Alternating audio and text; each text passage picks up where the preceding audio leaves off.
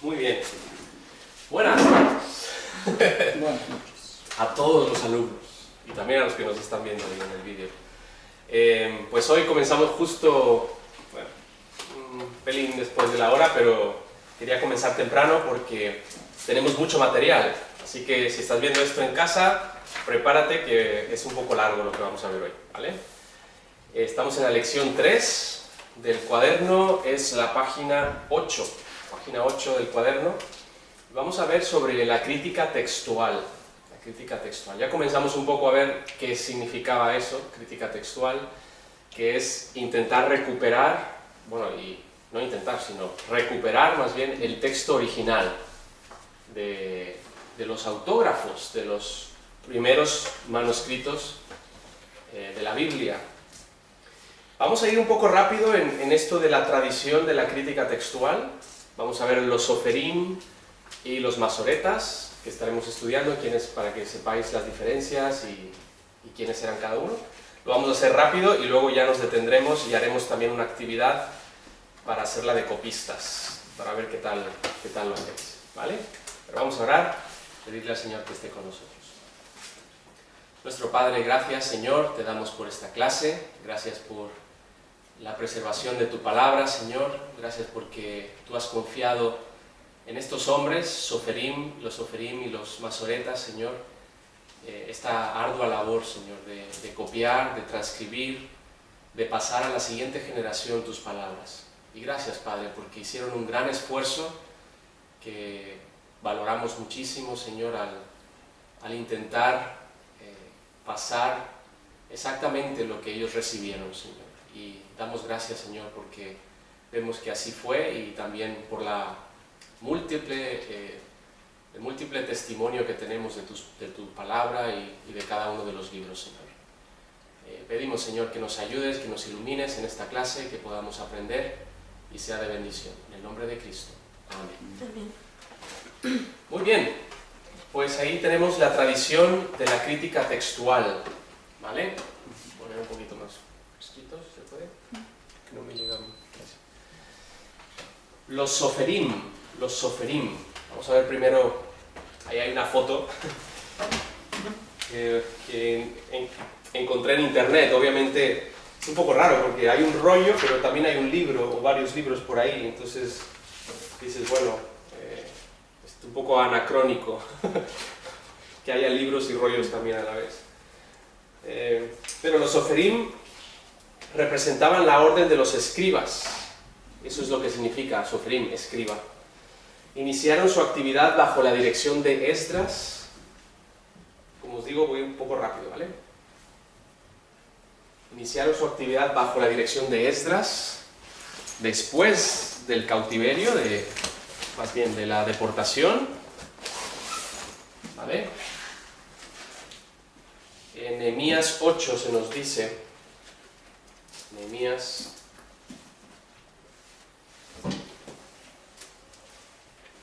alrededor del año 500 antes de Cristo es cuando pues primero Zorobabel, después Esdras y Nehemías regresan, y en Esdras se nos dice 8 al 9.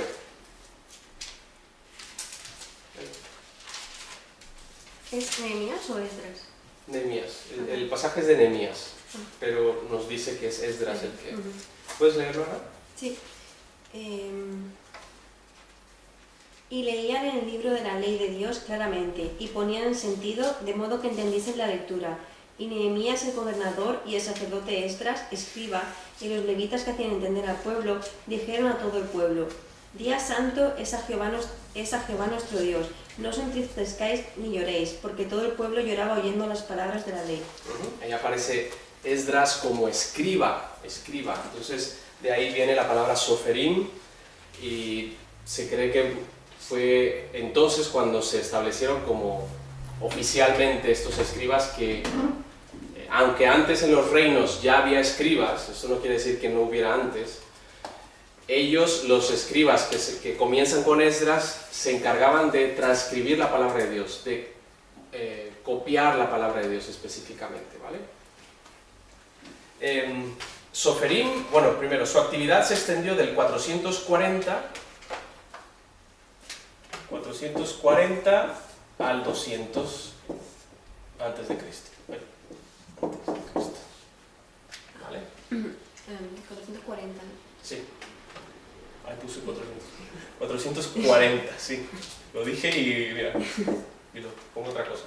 440 antes de Cristo al 200 después de Cristo. O sea, es antes de Cristo, 200 después de Cristo. Bajo estos grupos, Soferim, del siglo V al siglo III antes de Cristo. Por cierto, si sabéis cómo funciona lo de los siglos, que a veces yo me lío, lo mismo. Sí. Si estamos hablando del siglo V, estamos hablando de los años 400, le quitamos 100. Si estamos hablando del siglo III, son los años 200, ¿verdad? Vale. Zugot, con Z, Zugot, voy a poner Zugot. Esta es otra, digamos, una orden de los Soferim, que continuó a los Soferim. Pero se conoce todos estos grupos como Soferim, como norma general. Pero primero fueron los Soferim, luego fueron los Zugot, parejas de eruditos textuales del siglo II al siglo I antes de Cristo. Y luego los Tanaim, Tanaim con doble N, ahí está, repetidores, maestros y rabí, o rabíes, si queréis ponerlo en plural. De ahí encontramos la palabra rabí, que tanto mencionan los evangelistas, los evangelios, hasta el año 200 después de Cristo. ¿Vale? Formaban una comisión encargada de normalizar y uniformar el texto puro de las Sagradas Escrituras. Ellos consultaron los más antiguos y mejores manuscritos, incluyendo copias del templo. Tenían acceso a las copias del templo y podían de esa forma transcribir y copiar. Y produjeron un texto estándar. Sin embargo, nunca se molestaron en documentar y archivar los manuscritos anteriores. Ese fue un error.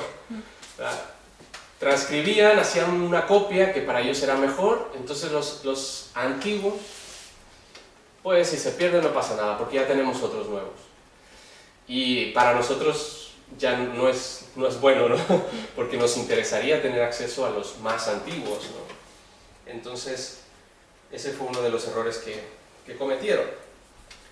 Y ahí dice, los descartaron convencidos de que el nuevo texto oficial era suficiente. Ahora, probablemente en el siglo I antes de Cristo se les ocurrió contar todas las secciones,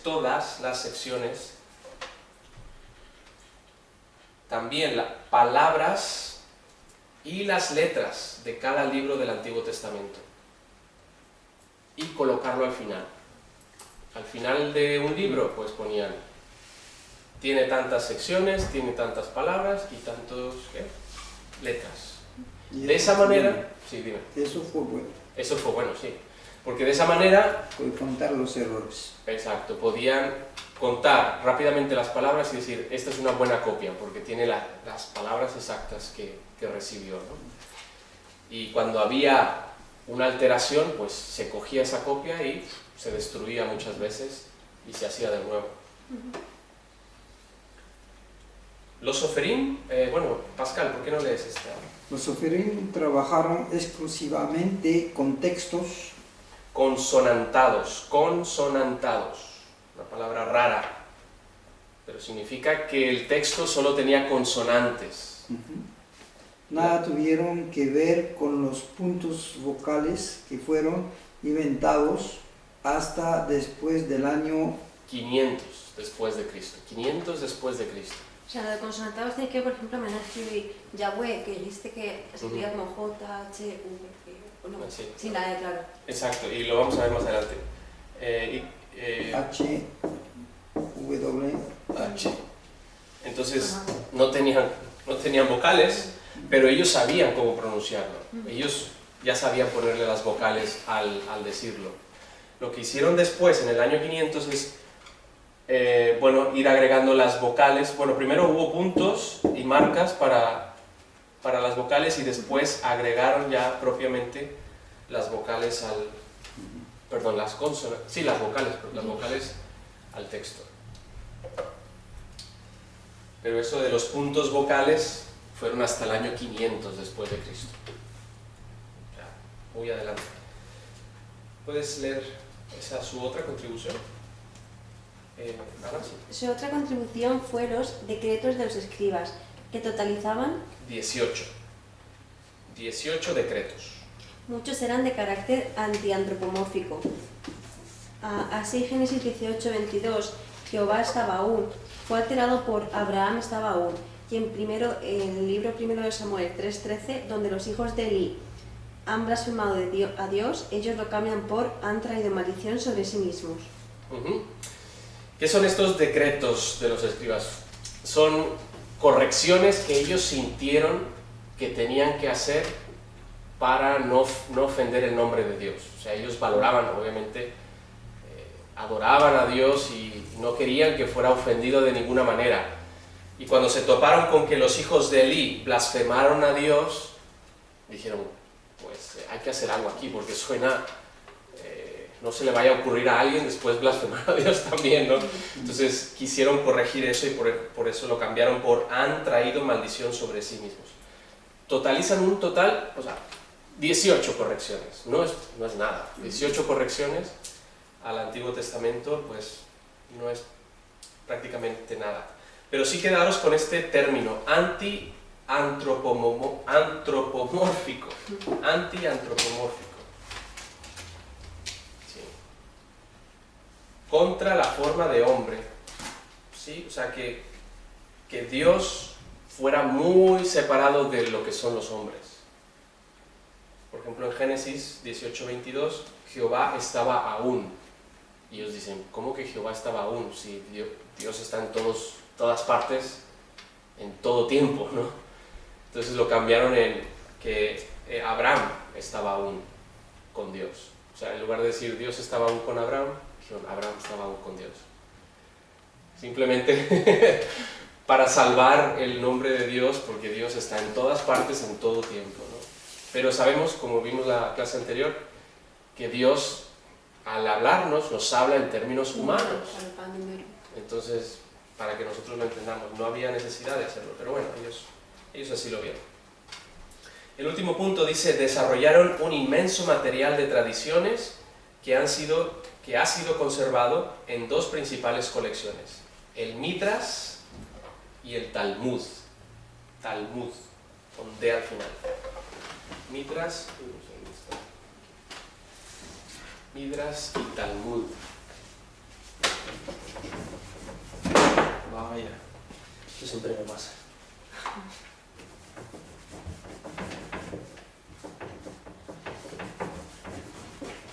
A ver si un día tenemos ya en el instituto una pantalla así, estas que tocas y todo eso. Midrash, hay una cafetería que es Midrash, ¿no? Sí, no, Midas. Sí. Talmud. También es algo de coches. Neumáticos. Sí, neumáticos, Midas. Sí, Midas. Bueno, en este caso es con una R, Midrash. Y Talmud. Muy bien. Ahora vamos a los masoretas, ¿vale? Fueron eruditos que entre los años 500 y 950 después de Cristo, estamos ahora después de Cristo, dieron los últimos toques y fijaron la forma definitiva del texto del Antiguo Testamento. Entre los años 500 y 950 después de Cristo dieron los últimos toques y fijaron la forma definitiva del Antiguo Testamento. ¿Sí? ¿Estás corroborando? No, estoy viendo si masoretas la tengo en segundos. Ah, vale. Masoretas, sí. Su nombre hace referencia a que ellos preservaron por escrito la tradición oral. Eso es lo que significa masoreta, tradición oral. Parte también de su trabajo era conservar lo que habían recibido oralmente y por eso le llamaron masora o masoreta. Ellos también recibieron de los soferim el texto consonantado, que quiere decir con consonantes solamente, ¿verdad? E insertaron los puntos vocales que dieron a cada palabra su exacta pronunciación, además de signos de acentuación. Si lo voy a hacer bien. Si no, una sí, una no, pues, complicado. Acentuación. Ahora, los masoretas, bajo la sospecha de un error del texto que han recibido, de los Soferim, utilizaban un sistema ingenioso. Dejaban las consonantes sin tocar, pero insertaban los puntos de las vocales pertenecientes a la nueva palabra. ¿Sí? No sé si se explica. ¿No? Cuando ellos sospechaban de que había un error en esa palabra, dejaban, y vamos a ver, el ejemplo clásico es este, dejaban la palabra que estaba con consonantes, pero agregaban los puntos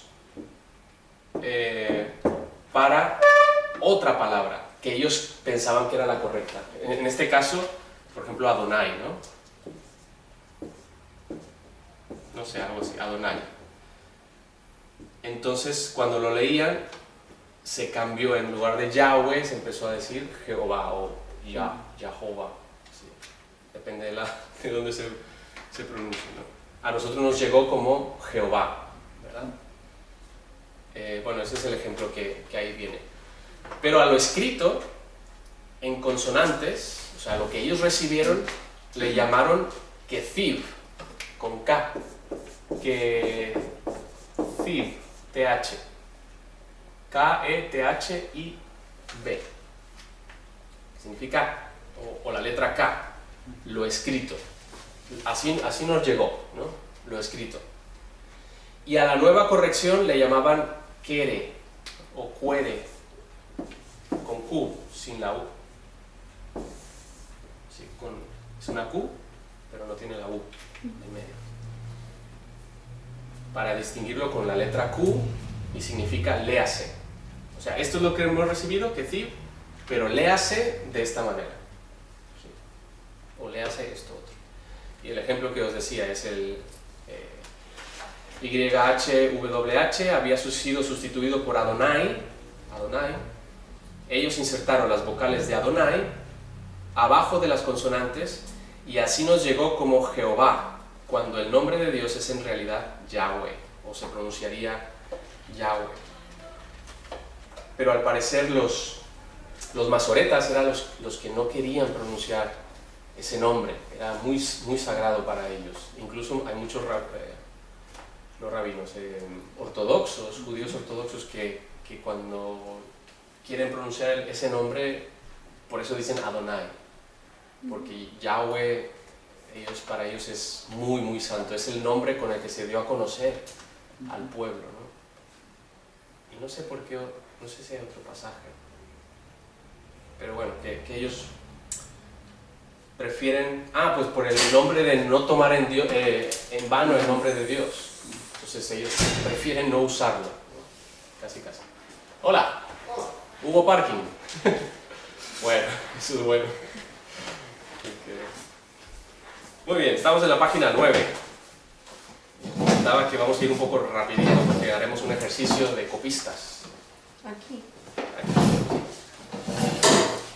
Vale, el siguiente punto dice: el más célebre de todos los masoretas fue Moisés.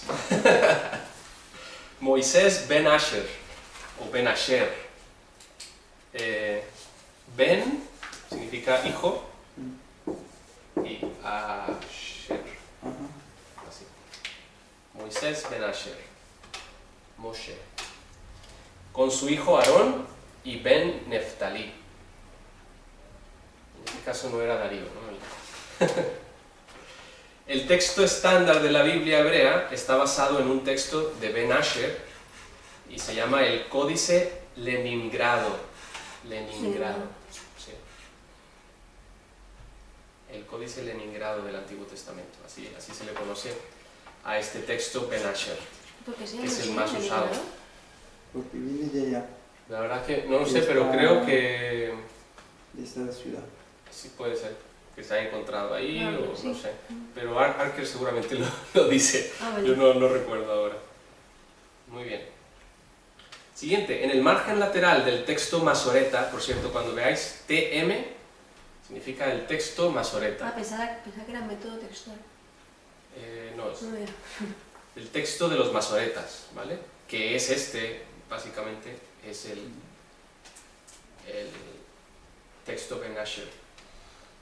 En el margen lateral del texto masoreta también aparece la masora marginal, que incluía estadísticas sobre la frecuencia en que diversas palabras y frases aparecían en otros sitios con esa particular ortografía. La más común es una L, lamed, es la letra lamed en el hebreo, con un punto encima que significa no, lo cual indicaba que esta palabra u ortografía no figuraba en ninguna otra parte. ¿Sí? Es simplemente comentar un poco de la masora marginal, que sepáis que ellos también hacían sus anotaciones, decían esta palabra, creo que es, la primera es en Génesis 1.1, que es bara, en el principio creó, bara, creo que es la palabra crear, y ponen, esta es la única palabra, la única vez que aparece. Sí. Creo que sí, es eso. Bueno, Arker lo comenta, lo leí, pero no recuerdo si menciona cuántas veces más se repite esa palabra. Muy bien. Y luego, en el margen inferior aparece la masora mayor. Otra masora. Masora mayor. Que no es más que un conjunto de artificios mnemotécnicos. ¿Alguien sabe qué es la mnemotecnia? De recordarse de memoria. Sí. Algo que te ayude a recordar. un hilito en el dedo o algo. Yo me cambio muchas veces cuando la siguiente mañana estoy casi dormido y me acuerdo que tengo que hacer algo por la mañana. Me cambio el reloj de mano. O durante el día también. Si estoy haciendo algo y tengo que hacer algo, me cambio el reloj de mano y después voy a preguntarme ¿por qué tenía? Ya, tengo que hacer esto. Como Es Nuevo Testamento, los epístoles, rococogaleficotes, ¿Qué? rococogaleficotes, Romano, Galatas, rococo, Corintio 1, Corintio 2, Sí. Efesios. Algo que te recuerdes. Claro. ¿Cómo va? Muy bien, muy bien. Pues la masora mayor es eso, un conjunto de artificios mnemotécnicos para recordar palabras o frases infrecuentes. Y la masora final. Tres tipos de masoras. Masora marginal, que son estadísticas, masora mayor, mnemotecnia. Masora final, contiene principalmente estadísticas respecto al número de secciones, letras y palabra. La palabra de en medio y la letra de en medio de esa hoja o de ese rollo.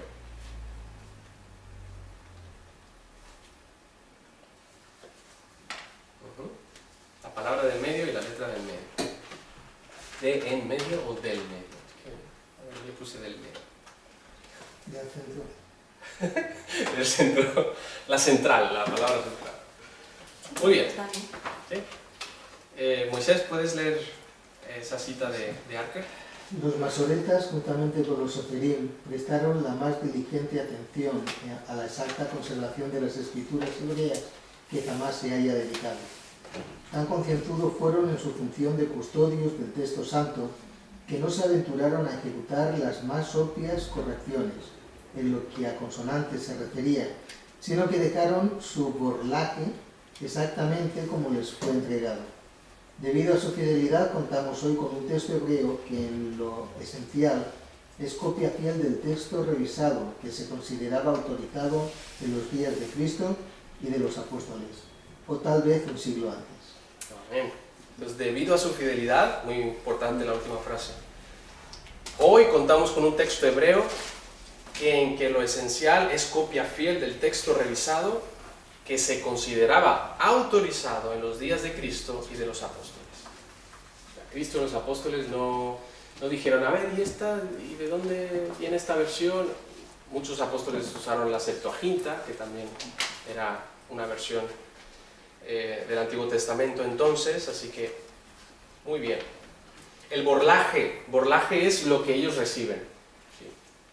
Borlaje. El escrito que ellos recibieron lo dejaron tal cual. Hemos hablado también de autógrafos. Los autógrafos son los textos originales. Cuando se dice autógrafos, a veces se pone la palabra originales o sin ella, pero se refiere a eso. Copias, familias de copias, todo ese vocabulario tenéis que tenerlo un poco, saberlo, ¿no? Y ahora pues agregar las masoras estas. La masora marginal, masora mayor y masora final. Bien, vamos ahora al valor de la crítica textual y luego haremos la actividad, ¿vale? El valor, ¿por qué es tan importante la crítica textual? Los escribas masoretas cometieron algunos errores, evidentemente, ya lo hemos señalado varias veces. Eran muy cuidadosos y reverentes con las escrituras, pero algunas veces estaban fatigados. ¿A vosotros no os pasa? ¿Que estéis fatigados y que cometáis errores? No, pues ellos también. Y a veces era por exigencia del mismo grupo de masoretas, es que hay que copiar, venga. Claro, ya llegaba un punto que no podía. Y además el texto era en hebreo y ellos hablaban arameo. Y como no era el idioma normal de cada día, tal vez con el cansancio y con la copia mal hecha, ya fallaron. Sí, exacto. Y también eso, muchas veces los manuscritos con los que trabajaban se encontraban dañados e ilegibles. Dañados e ilegibles. Ahora nosotros vamos a trabajar con un manuscrito, bueno, no es manuscrito, es de imprenta, pero está un poco dañado y un poco ilegible. Y la idea es que lo copiéis tal cual. Bueno, creo que son 6 versículos. Sí, pero una pregunta, o sea, las clases estas que ahora nos ponen también hay que copiarlas. Sí, vale. sí, tal cual. Tienes que hacer de copista de lo que has Empezamos recibido. Este es el borlaje y tú tienes que copiarlo tal cual, del 20 al 26. Pero ya lo haremos ahora. Siguiente punto ahí en el 9, el último, en la página 9.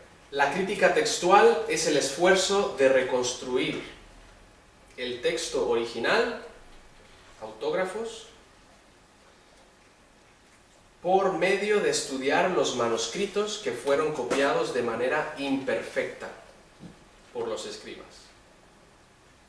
De manera, ¿de qué esto estamos hablando? Estamos recuperar el texto de los autógrafos que fue copiado de manera imperfecta. Porque la infalibilidad de las escrituras es de los autógrafos originales, ¿no? La transmisión no tenía que ser infalible, Dios lo pudo haber hecho, pero no lo quiso así, y lo vemos porque tenemos evidencia de ello. Entonces, pues hay que, por lo menos, intentar recuperar intentar y hacerlo, recuperar, porque se puede, el texto original. Por eso esta pregunta, ¿por qué estudiar la crítica textual? Porque tiene que ver con la doctrina de la inspiración de los autógrafos. Muy importante. Sobre todo para nosotros, que somos fundamentalistas, pues la inspiración de los autógrafos. Defendemos que solo los autógrafos son inspirados. Estos manuscritos originales ya no existen. Mencionamos que muchos de los